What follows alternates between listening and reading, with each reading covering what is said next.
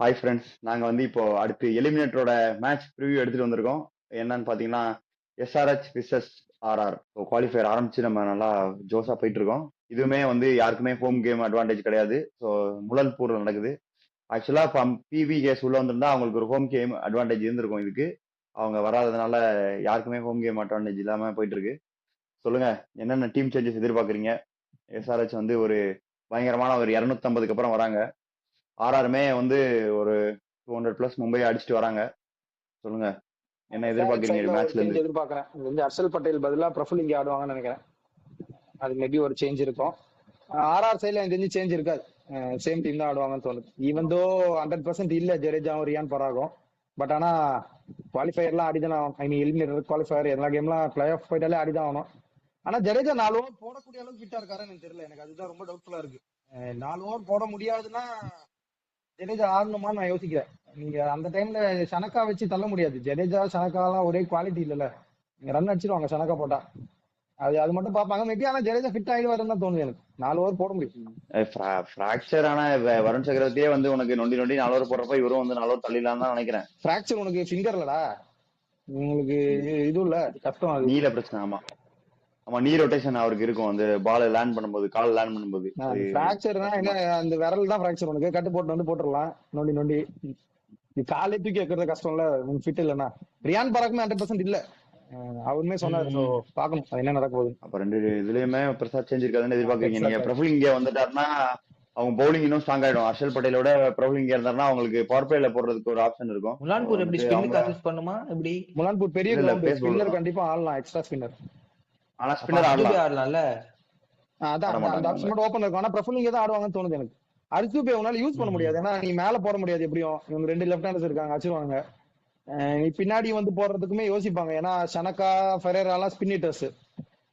So எனக்கு தெரிஞ்சு பிரஃபுல் இங்கே தான் ஆடுவாங்கன்னு தோணுது மேபி. ஆனா பிச்சில் ஸ்டிக் ஆகும் நீ கட்டர்ஸ் போட்டனா. ஹர்ஷல் பட்டேல் ஆனாலும் நான் ஆச்சரியப்படுறதுக்கு இல்ல. பட் ஆனா சொல்றேன் பிரஃபுல் இங்கே பெட்டர் ஆப்ஷன். இல்ல அதுக்குதான் உனக்கு ஷகிப் ஹசன் இருக்காரு கட்டர்ஸ் போறதுக்கு. பேட் கமின்ஸும் கட்டர்ஸ் போடுவாரு. உனக்கு அது போக உனக்கு பவர் பிளேல போறதுக்கு தான் உங்களுக்கு பவுலர் தேவை. இப்ப போன மேட்ச் பார்த்தனா நீ அவங்க ஆர்சிபி பேட் கமின்ஸ்லாம் அடி வாங்கியிருக்காருன்னு நம்ம இப்பதான் பார்த்தோம். சோ அதுக்கு பதிலா பிரபுல் இங்க பவர் பிளேல போட்டாருன்னா ஒரு விக்கெட் விழுறதுக்கு வாய்ப்பு இருக்கு. அதுவும் இல்லாம பிரபுல் இங்க பண்ண சம்பவம் ஞாபகம் இருக்குல்ல. ஆனா அதுக்கப்புறம் பிரபுல் இங்க சம்பவம் பண்ணிட்டானுங்க அவனுங்களே திரும்ப. ரெண்டு பக்கமே இருக்கு. அதான் ரெண்டு பக்கமே இருக்கு உனக்கு.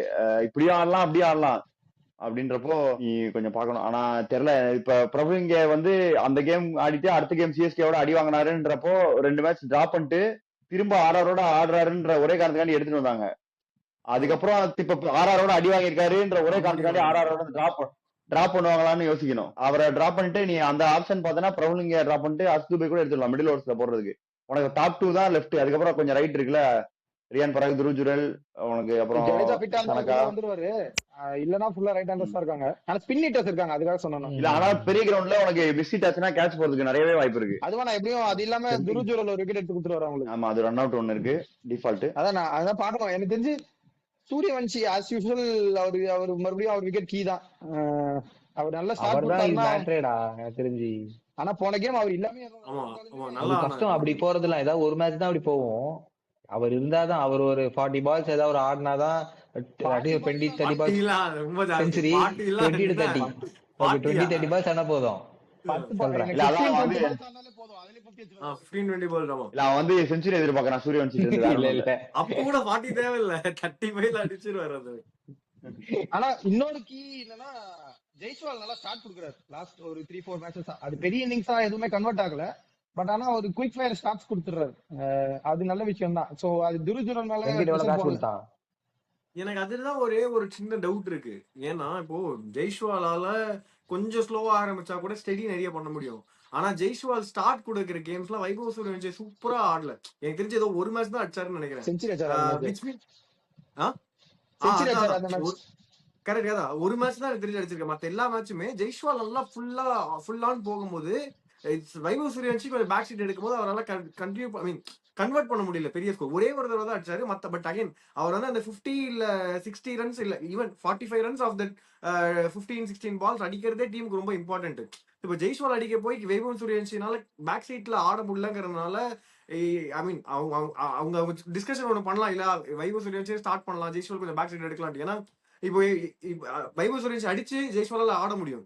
ஜெய்ஸ்வால் அடிச்சு வைபவ் சூரியவன்ஷில எத்தனை மேட்ச்ல கன்வெர்ட் பண்ண முடியுதுங்கிறது இருக்கு. அவர் உள்ள ஸ்லோவா ஆரம்பிச்சாருனால கன்வெர்ட் பண்ண முடியலங்கிற ப்ராப்ளம் இருக்குங்கிறதுனால அந்த பாயிண்ட் நான் சொல்றேன். அவர் ஸ்லோவா ஆரம்பிக்கலடா. அவர் எப்படி ஒரே போனதா ஆட போறாரு. அவருக்கு படலன்னா இவர் கொஞ்சம் எக்ஸ்ட்ரா எஃபோர்ட் போட்டு ஆடுறாரு. ஆனா நீங்க சூரியவன்ஷி அடிப்பாரா இல்லையான்னு ஒரு ஃபர்ஸ்ட் 6-7 பால்ல கண்டுபிடிச்சிடலாம். இன்னைக்கு சூரியவன்ஷி இன்னிங்ஸ் இருக்கா இல்லையா. அவருக்கு படுற மாதிரி தெரிஞ்சதுன்னா நல்ல படம், படலன்னு தெரிஞ்சிச்சுன்னா அவரே சுத்தி அவுட். அவர் வேற இப்போ ரீசெண்டா மேட்ச் சொல்லியிருக்காரு பாருங்க, நான் வந்து கெயிலோட 175 ரெக்கார்டை பிரேக் பண்ணும், நான் 20 ஓவர்ஸ் ஆனா 200 அடிப்பேன், அதெல்லாம் சொல்லியிருக்காரு. சோ பாக்கலாம் என்ன நடக்க போகுதுன்னு. 20 ஓவர்ஸ் ஆடவே மாட்டாரு எந்த கேமும் எனக்கு தெரிஞ்சு. அதுதான் சொல்றாரு, நம்பி சொல்றாரு 20 ஓவர்ஸ் ஆனா 200 அடிப்பேன் அப்படின்ட்டு. அது குழந்தை பருவத்துல எல்லாத்துக்கும் ஒரு ஆசைகள் இருக்கும் இல்லையா, அந்த மாதிரி குழந்தை பருவத்துல ஆசைகள் இருக்குதான் செய்யணும். 4 வருஷம் இருந்தாலும் குழந்தைதான்டா அவரு.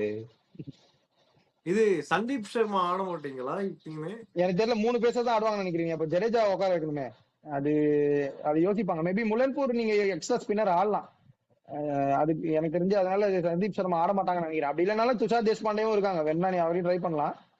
பட் ஆனா யாஸ்ராஜ் புஞ்சா நல்லா போட்டிருக்காரு, அதனால எனக்கு தெரிஞ்சு 4 பேர் ஓகே. 5th பவுலர் ஸ்பாட் மட்டும் தான் நீங்க ஜடேஜா ஃபிட்டா இருந்தா 4 ஓவர் போட முடியும்னு தெரிஞ்சதுன்னா போடலாம். இன்னொரு பிரச்சனை என்ன, உங்களுக்கு எஸ்ஆர்ஹெச்லயுமே டாப் 3 லெஃப்ட் ஹேண்டர்ஸ் இருக்காங்க. சோ நீங்க அதுமே ஜடேஜா வந்து எனக்கு தெரியல விக்கெட் வரலன்னா ஜடேஜா கொண்டு வர யோசிப்பாரு. அந்த டைம்ல ஃபெரேரா போடுவான்டா. ஃபெரேரா என்னடா ஃபெரேரா அவங்க கேப்டன் பால் எடுத்துட்டு வருவாரா? சும்மா கேப்டன் கால் அவரு தான் சொன்னார்ல, ஃபெரேரா வந்து நான் எனி கிவன் டே லெஃப்ட் ஹேண்டர்ஸ் ஆனா ஃபெரேரா போடுவேன்னு. ஞாபகம் இல்லையா உனக்கு? ஞாபகம் இருக்கு. சோ அதனால வந்து ஃபெரேரா போட்டுருவாரு. அதான் அதுக்கு 4 ஓவர் தான் சொல்றேன் நான். இவங்க 4 ஓவர் பிரிஜேஷுமே எக்ஸ்ட்ரானரி சீசன் இது. இந்த டோர்னமெண்ட்ல அவங்களுக்கு பெஸ்ட் ஃபைண்ட் பிரிஜேஷ் தான். ஜோஃப்ராவுமே இப்ப போட்டாருன்னா புஞ்சா நல்லா போட்டுருவாரு. புஞ்சாவோட எனக்கு தெரிஞ்சு பிரிஜேஷ் வந்து பெஸ்ட் ஃபைண்ட் என்ன பொறுத்த வரைக்கும் சொல்றேன். அதனால ஜோஃப்ரா நல்லா ஸ்டார்ட் கொடுத்துட்டாருன்னா எனக்கு தெரிஞ்சு ஜடேஜா ஓகே. ஏன்னா விக்கெட் மேலே ஊந்துருச்சுன்னா லெஃப்ட் ஹேண்ட் இல்லாதப்போ ஜடேஜா கேம்க்கு வந்துருவாரு. பட் இல்லன்னா அந்த 5th பவுலர் 4 ஓவர் என்ன பண்றாங்க பாக்கணும். அந்த அதனால எஸ்ஆர்எச் சைடு இல்ல இப்ப பவர் பிளேலயே அப்ப ஃபெரேரா எதிர்பார்க்கலாம் பவுலிங்க்கு. ஒரு 2 ஓவர் ஆர்ச்சர் பவர் பிளே எல்லாம் சொல்லிடுவாங்கடா. பவர் பிளேல 4 ஓவர் தான் போடுவாங்க. ஆர்ச்சர் 2 ஓவர், பர்கர் 2 ஓவர் போடுவாங்க. உங்க கேப்டனோட ஸ்டேட்மெண்ட் நாங்க எடுத்து வேற இப்பதான் டீகோட் பண்ணிட்டு வந்தேன் நானு. அதனால தான் கேட்டேன். எனி கிவன் டே எனி டைம்ல நான் வந்து ஃபெரேரா கிட்ட கொடுப்பேன் 2 லெஃப்ட் ஹேண்டர். ரெண்டு லெஃப்ட் ஹேண்டர்னா எனி கிவன் டே கொடுப்பாரு அவர் ஃபெரேரா. எனி கிவன் பாயிண்ட்ல கொடுத்தாருன்னா பவர் பிளேல கொடுத்து பார்க்கறதா நல்லா இருக்கும். ஆனா நிஜமா அவர் கால் நல்லா இருந்தா அவரே வந்து போட்டுருவாரு. அவர் கண்டிப்பா எனக்கு தெரிஞ்சு அந்த மாதிரி தப்பு பண்ணக்கூடாது. இந்த மாதிரி குரூஷியல் ஸ்டேஜ்ல வந்து இது மாதிரி ரிஸ்க் எல்லாம் எடுக்கக்கூடாது. இது மாதிரி நான் போடுறேன் இல்ல ஃபெரேரா கொடுக்குறேன் அதெல்லாம்ட்டு. நீ ஒழுங்கா ஒரு 5 பவுலர்ஸ் வச்சுக்கிட்டு கரெக்டா போட்டு ஏதாவது ஒரு 2 ஓவர் மேபி ட்ரை பண்ணிக்கலாம். நீ வந்து பவர் பிளேல வந்து நான் போடுவேன் அப்படின்னு சொன்னீங்கன்னா சொல்லிடுவாங்க. அப்படி பாத்தீங்கன்னா சுபம் துபே வந்து உங்களுக்கு உட்கார வச்சுட்டு நீங்க எக்ஸ்ட்ரா பவுலர் ஆடலாம். If Jadeja 100% fit. நீங்க ஜடேஜா முன்னாடி வர முடியாத சிச்சுவேஷன் இருந்தது லாஸ்ட் கேம். அவர் ரொம்ப கொஞ்சம் லாங் இன்னிங்ஸ் ஆட முடியாத மாதிரி இருந்தனாலதான் உங்களுக்கு சுபம் துபே ஒரு அடிஷனல் பேட்டர் ஆட வேண்டியதா இருக்கு. நீங்க ஜடேஜா 100% ஃபிட்னா துபே உட்கார வச்சு நீங்க துஷார் தேஷ்பாண்டே இல்ல சந்தீப் சர்மா யாராவது அடிக்கலாம். அது தெரியல எனக்கு, அவங்க ஃபிட்னஸ் பொறுத்து அவங்க என்ன டிசைட் பண்றாங்கன்றது. இல்ல இப்ப இந்த இடத்துல ஃபிட்னஸ் பத்தி பேசும்போது எனக்கு ஒரு பாயிண்ட் சொல்லணும். நீங்க வந்து சிஎஸ்கேவோட இன்ஜுரி மேனேஜ்மெண்ட் டீம் அடி அடிச்சுங்க. ஜடேஜா சிஎஸ்கே ஆடும்போது ஒரு தடவை கூட இன்ஜுரி ஆனதுல பாருங்க. ஆர்ஆருக்கு இன்ஜுரி ஆயிட்டாரு. இல்ல சும்மா ஒரு இதுக்காண்டிதான். இல்ல ஃபிட் தான், பட் ஆனா சொல்ல முடியாதுல்ல, நடக்கலாம். நமக்கும் நடக்குது. எங்களுக்கு 4 பேர் 5 பேர் ஆகிறாங்க இன்ஜுரி. நாங்க என்ன புலம்பிட்டா இருக்கோம். நான் அக்செப்ட் பண்ண மூவ் ஆனவள போக கூடாது. ஒரு மேட்ச் ஆடின அவன் பேர் என்ன, ராமகிருஷ்ணா கோச் எல்லாம் பத்துக்கிட்டாரு. 37 வயசுல இன்ஜுரி ஆகி மறுபடியும் இந்த டோர்னமெண்ட்ல வந்து விளையாடுறாருப்பா. அவங்கள மாதிரி ரூல் அவுட் ஆயிட்டு போல. அதான் ஒரு கேமோட அவர் போயிடல. ரூல் அவுட் ஆகி போயிருக்கீங்க. இல்ல ராமகிருஷ்ணா கோச் வந்து இது கிடையாது, மசில் மேனேஜ்மெண்ட் கிடையாது. இல்ல ராமகிருஷ்ணா கோச் வந்து மசில் மேனேஜ்மெண்ட்ல பிரச்சனை கிடையாது. அவருக்கு பிராக்சர், அங்க ஒரு கேட்ச் பிடிப்பார்ல அங்களுக்கு ஸ்கொயர் லெக்ல, அதுல வந்து விழுகும் போது கால் மிஸ்ட் ஆயிடும், அதுலதான் பிராக்சர் ஆகும். அது வந்து மசில் மேனேஜ்மெண்ட் கிடையாது. 17-18 வயசு ஆயுஷ் மாத்திரைக்கு அவன் அது வந்து தப்புடா. அது என்னன்னா அது வந்து ருத்ராஜ் மேல தப்பு சொல்லுவேன். உட்கார வச்சுட்டு உடனே எல்லாம் ஆடக்கூடாது. நம்ம டிஸ்கஷன் அது போக வேண்டாம். நம்ம வந்து வந்துடலாம் இன்ஜுரி மேனேஜ்மெண்ட் அப்படின்னு சொல்லிட்டு நம்ம திருப்பி வந்துருவோம். ஆர்ஆர் கேமுக்கு வருவோம். எஸ்ஆர்ஹெச் பத்தி பேசுவாங்க. அவங்க பேட்டிங் தான். அவங்க பேட்டிங்ல வந்து டாப் 4 ஹெவி. அதாவது ஹெவினா ஹெட் வந்து லாங் இன்னிங்ஸ் ஆடலன்னா ஒரு ஸ்ட்ரைக் ரேட்டோட ஆடுறாரு. அது போக மீதி 3 பேர் வந்து ரன்ஸ் குமிச்சுக்கிட்டே இருக்காங்க, மலை மாதிரி குமிச்சிட்டு இருக்காங்க. 600 பிளஸ் ஒன் கிட்டத்தட்ட 600 அந்த மாதிரி இருக்காங்க. அப்படின்றப்போ அவனுக்கு அந்த 4 பேரை தாண்டி கீழே இருக்கவங்க யாருக்குமே பேட்டிங் பிடிக்க வாய்ப்பு கிடைக்கலன்றதா. நம்ம வந்து ஜிடிக்கு சொல்ற மாதிரி தான் இவங்களுக்கும் பேட்டிங் கொடுங்க சார் அப்படின்ற மாதிரி நின்றுட்டு இருக்காங்க எல்லாரும். அப்படியே பேட்டிங் கிடைச்சாலும் சலீல் ஒரு 10 பால் 30 ரன் அடிக்கிறாரு. நிதிஷ் ரெட்டி வந்து 12 பால் 25 ரன் அடிக்கிறாரு. ஸோ அவங்க கிடைக்கிறதையுமே அடிக்கிறாங்க. அந்த மாதிரி ஒரு ஸ்ட்ராங்கான பேட்டிங் யூனிட்டா தான் இருக்காங்க அவங்க.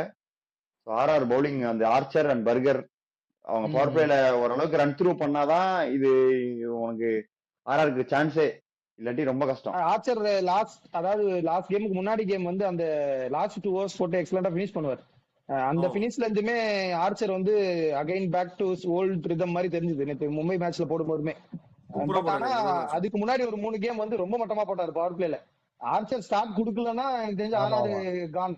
சோ ஆர்ச்சர் இஸ் கீ என்ன பொறுத்த வரைக்கும். இப்ப இதுதான் எனக்கு ஒரு ரொம்ப குரூஷியலான ஒரு பாயிண்ட். என்ன நான் சொல்லணும்னு நினைச்சேன்னா, ஆர்ச்சர் ஸ்கிரீன் சொல்லும் போது அவர் டிராவல் செட்டுக்கு போடணும், அபிஷேக் சர்மாவுக்கு போகணும், எல்லாம் போடணும். ஹென்ரிச் கிளாஸ் கொஞ்சம் பின்னாடி வராரு. ஹென்ரிச் கிளாஸ் வந்து ஆக்சுவலா சொல்லணும்னா அவங்க 4 பேர் இஷான் கிஷன் அளவுக்கு இஷான் கிஷனோட ஒரு படி மேலேயே ஹென்ரிச் கிளாஸ் இந்த சீசன் பயங்கர டாமினண்டா இருந்திருக்காரு, பயங்கரமா விளையாடுறாரு. சோ அதுக்காக ஒண்ணே இஷான் கிஷனுக்கு மேல இல்ல, அந்த டீம்லயே அவர் தான் பெஸ்ட் பேட்டர் எனக்கு என்ன கேட்டா. ஓகே, அது நானும் ஒத்துக்கிறேன். அதான் நான் சொல்ல வரேன். இன்ஃபேக்ட் அவர் தான் பெஸ்ட் பேட்டர். அதான் சொன்னேன். இன்ஃபேக்ட் அவர் தான் பெஸ்ட் பேட்டர்ன்ற அளவுக்கு அவர் விளையாடுறாரு. சோ அவர் டேக் ஆன் பண்றதுக்காக கடைசி இன்னும் கொஞ்சம் தள்ளுவாங்களா? அப்படி தள்ளுனாங்கன்னா ஏதாவது பிளான் இருக்கா? அது மாதிரி யோசிக்கிறேன் நான். அது ஓகே, அது ஹார்ஸ் கால்னு சொல்ல மாட்டேன் அவங்க. ஏன்னா ஆர்ச்சரை 3 ஓவர் போட்டுடுறாங்க இவங்களுமே பவர் பிளேல. பட் இதுக்காக சேவ் கார்ட் பண்ணி பின்னாடி போட வைப்பாங்களா அப்படின்ற ஒரு சின்ன டவுட்டும் இருக்கு. பட் அப்படி இருந்தாங்கன்னா அடிச்சிருவாங்கன்னு நினைக்கிறேன். அதான் அவர் வந்து ஃபர்ஸ்ட் ஓவர்லயே வழக்கம் போல பவர் பிளேல ஃபர்ஸ்ட் ஓவர்ல விக்கெட் எடுப்பார்ல, அந்த மாதிரி விக்கெட் எடுத்தாருன்னா 2 ஓவர் போட்டு வெயிட் பண்ணுவாங்க கிளாசன் வரட்டும்னு. அப்படி விக்கெட் விழலாட்டினா 3 ஓவர் போவாங்க. இல்ல அப்படி 3 ஓவர் போடாட்டினா அவர் விக்கெட் விழாத காரணத்தினால அபிஷேக் சர்மாவும் ஹெட்டும் சேர்ந்து உணர்ந்துருவானுங்க. ஒருவேளை ஹெட் நீ அவுட் ஆகிட்டனா இஷான் கிஷன் வந்து அடிப்பாரு. உனக்கு அந்த ஃபர்ஸ்ட் ஓவர்ல விக்கெட் விழுறத பொறுத்துதான் அந்த பிளான் பண்ண முடியும் அவங்களால. ஃபர்ஸ்ட் ஓவர்ல விக்கெட் விளையாடினா ஒரு 3 ஓவர் போட்டு தான் அந்த டாட்ல ஒரு டெம்ப்டிங் ஆப்ஷன் இருக்கு. இது ஜஸ்ட் திங்கிங். ஃபர்ஸ்ட் ஓவர்னு சொல்ல, செகண்ட் ஓவர்ல இப்ப ஆண்ட்ரே பர்கர் வந்து விக்கெட் எடுத்தா கூட இப்போ நீ ஜோஃப்ரா ஆர்ச்சர் இன்னொரு ஓவர் போட்டு நிப்பாட்டிக்கலாம். அவங்களுக்கு அந்த விக்கெட் விழணும். ஃபர்ஸ்ட் 2 ஓவர்ல ஒரு விக்கெட்டோ 2 விக்கெட் விழுந்தா ஜாலியா எடுத்துப்பாங்க. ஒரு விக்கெட்டாவது விழணும். இது ஞாபகம் இருக்கு. ஆர்ச்சர் வர்சஸ் கிளாசன் நான் எனக்கு தெரிஞ்சு புஞ்சா வர்சஸ் கிளாசனுமே கொஞ்சம் இன்ட்ரெஸ்டிங்கா தான் இருக்கும். கிளாசன் ஸ்பின்ன பார்த்தா கொஞ்சம் அட்டாக் பண்ணதான் போவார்.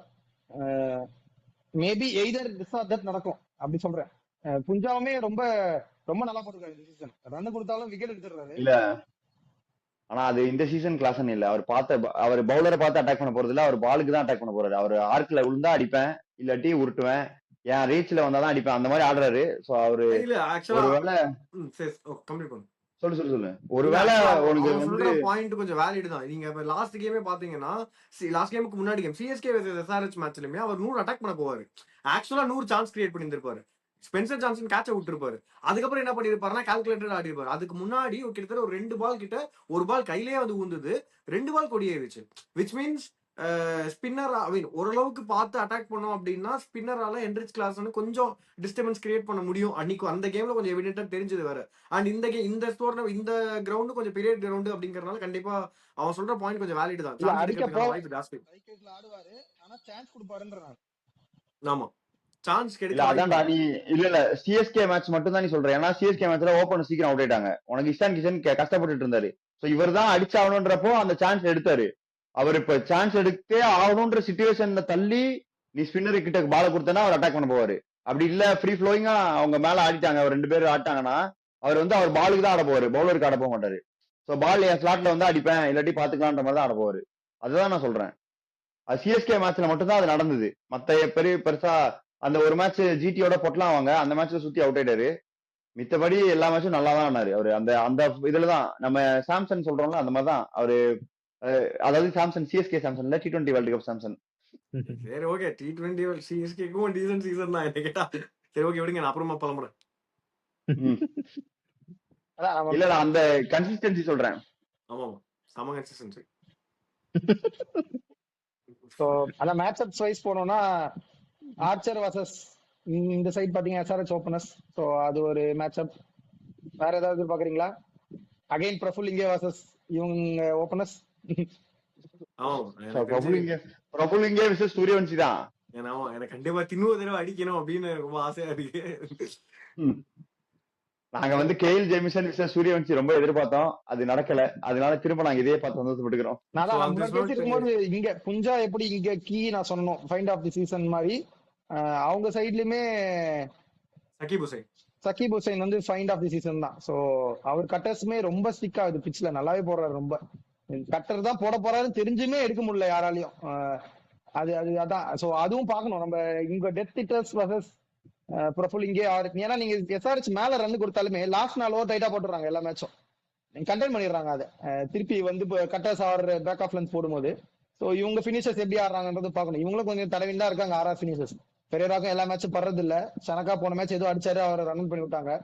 ஸோ ஜடேஜாவுமே வந்து எந்த சுச்சுவேஷன்ல ஆட போறாருன்னு தெரியல. ஸோ அதுவும் கொஞ்சம் இன்ட்ரெஸ்டிங்கா இருக்கும். ஓவராலா பாத்தீங்கன்னா எஸ்ஆர்எச் ஒரு கம்ப்ளீட் சைட். ஆனா அந்த given day RR outperform பண்ண முடியும், அந்த மாதிரி ஒரு கேப்பபிலிட்டிஸ் இருக்கு. ஸோ இன்ட்ரெஸ்டிங் மேட்சா இருக்கும். சோ அப்படியே ப்ரெடிக்ஷன் போயிடுவோமா? அதான் பாயிண்ட்ஸ் இருக்கா? ஆர்ஆர் தெரியும், விட்டுருங்க. இல்ல அவன் சொன்னா on any given on the given day RR வந்து எஸ்ஆர்எச் பீட் பண்ண முடியும்னா, அந்த கிவன் டே இந்த சீசன்ல வரல, நாளைக்கும் வராதுன்னு எனக்கு தோணுது. நான் ஆக்சுவலா நானுமே எஸ்ஆர்எச் தான் ப்ரெடிக்ட் பண்றேன். ஏன்னா கிரவுண்டும் பெருசு, அவன் கட்டர்ஸ் நிறைய போட போறாங்க, ஏதாவது கொடியேறதுக்கான சான்சஸ் ரொம்ப ஜாஸ்தின்னு எனக்கு தோணுது. சோ நான் எஸ்ஆர்எச் பக்கம் போறேன். இல்ல இன்னொரு அடிஷனல் பாயிண்ட் ஜெயிக்கணும், பட் ஸ்டில் ப்ரெடிக்ஷன் வைஸ் தெரியும். உனக்கு வன்மம் எங்களுக்கு தெரியும், என்ன வன்மம்னு தெரியும். அதாவதுதான் ஆர்சிபி ஜெயிக்க கூடாது, ஜிடி ஜெயிக்க கூடாது, எஸ்ஆர்எச் ஜெயிக்க கூடாது, ஆர்ஆர் மட்டும் ஜெயிக்கணும். இல்ல ஆர்ஆர்சி நான் வரவே சொல்றேன். இல்ல அதுதான் நான் வந்து இந்த இடத்துல அதை தெளிவுபடுத்திக்கிறேன். அவனுக்கு வந்து ஆர்சிபி சிஎஸ்கே ஃபேன், அவன் ஆர்சிபியோட ஏற்கனவே சண்டை. இந்த தடவை வந்து இசான் கிஷனும் சுப்மன் கில்லும் அம்புத்து வச்சிருக்காங்க. அதனால இந்த 3 டீமோட சண்டை. சோ மிச்சம் ஒரே ஒரு டீம் இருக்குது ஆர்ஆர். அவங்களும் ஏதாவது அம்புத்து இருந்தாங்கன்னா யாருமே ஜெயிக்க கூடாதுன்னு சொல்லியிருப்பான். நாங்களே ஓகேதான், இப்பதாங்க நொண்டி பிளே ஆஃப் வந்திருக்கோம்.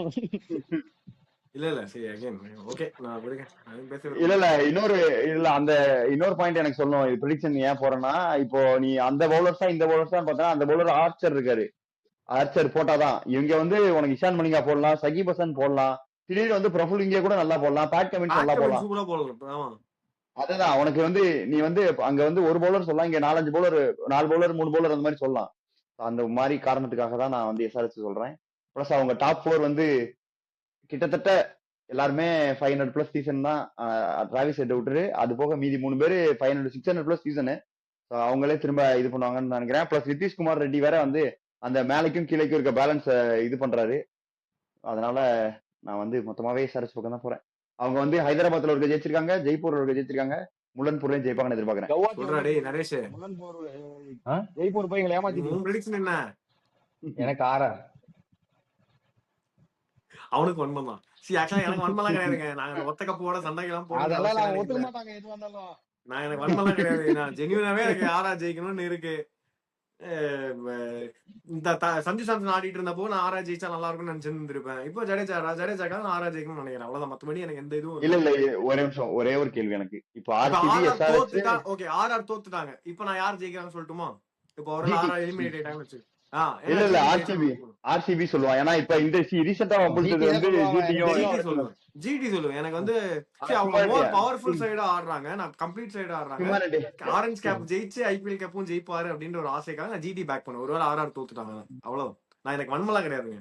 நான் இப்போ திரும்பி நான் வந்து எனக்கு ஹியூமனிட்டியை காப்பாத்தீங்கன்னா எனக்கு இதுவே தெரிஞ்சிச்சு. வன்மந்தான் ஒத்துக்க மாட்டாங்க, வன்மதான் அது. சரி, வெங்கட் வந்து ப்ரெடிக்ஷன் நமக்கு அப்டேட் பண்ணல. அவர் அப்டேட் பண்ணதுக்கு அப்புறம் நாங்க மொத்தமா அப்டேட் பண்ணி ஆக்சுவலா நாங்க ப்ரெடிக்ஷன் ஒரு வீடியோ போடுவோம், அது ஐபிஎல் முடிஞ்ச உடனே போடுவோம். இதுலயும் 2 ஆர்ஆர் 2 எஸ்ஆர்எச் பா. வெங்கட் பாவம் எப்பவுமே மைனாரிட்டி சைட் போவாரு. சோ 2 பிளே ஆஃப்மே வந்து கொஞ்சம் டைட்டா தான் இருக்கு ப்ரெடிக்ஷன்ஸ்ல. அவருக்கு என்ன போறாருன்றதை நாங்க வெயிட் பண்ணி பாக்குறோம். அதுவே எங்களுக்கு ஆர்வமா இருக்கு. சோ நாங்க மேட்ச் முடிஞ்ச உடனே மேட்ச் பார்க்கவும் ஆர்வம், இதுக்கும் ஆர்வம். மேட்ச் முடிஞ்ச உடனே நாங்க மேட்ச் ரிவ்யூயோட வந்து சந்திக்கிறோம். பை ஃப்ரம் ஊஸ்வர்ஸ். ஊர் சுத்தி பயவல நினைச்சியா? நாங்கெல்லாம் வயிறு நிறைய சாப்பிடணும், வஞ்சனம் இல்லாம உழைக்கணும். அருமையான பாலிசி. Keep it